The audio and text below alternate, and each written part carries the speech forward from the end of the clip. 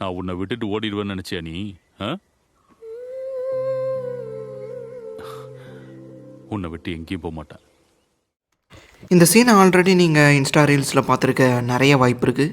ஏன் இந்த படத்தையே பார்த்துருக்க கூட வாய்ப்பு இருக்குது. ஆனால் நான் இந்த படத்தை இப்போ தான் பார்த்தேன். ஏன்னா ரீசெண்ட் டைம்ஸில் அதிகம் இந்த மாதிரி ரொமான்டிக் லவ் கேட்டகரியான படத்தெல்லாம் பார்க்குறதுக்கு எனக்கு அவ்வளோவா இன்ட்ரெஸ்ட் இல்லாமல் இருந்துச்சு. ஆனால் இந்த படத்தை பார்த்ததுக்கப்புறம் அந்த தாட்டை நான் மாற்றிக்கிட்டேன். அந்தளவுக்கு ஒரு இம்பேக்டை க்ரியேட் பண்ணிச்சுன்னே சொல்லலாம். அந்தளவுக்கு இந்த படத்தில் என்னடா இருக்குன்னு நீங்கள் கேட்குறது புரியுது.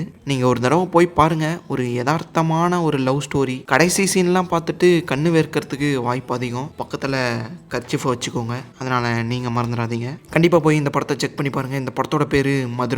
சோனி லிவ்வில் இந்த படம் தமிழ் போர்டு அவைலபிளாக இருக்குது. எல்லோரும் போய் கண்டிப்பாக செக் பண்ணி பாருங்கள். அப்புறம் இந்த சேனலை மறக்காமல் സബ്സ്ക്രൈബ് பண்ணுங்கள். സാബുചേട്ടൻ ഒരു ഫാമിലി മാൻ ആണല്ലേ. ഫാമിലിയായിട്ട് ജീവിച്ചു തുടങ്ങിയാൽ പിന്നെ എനിക്ക് ഭയങ്കര ഇഷ്ടം.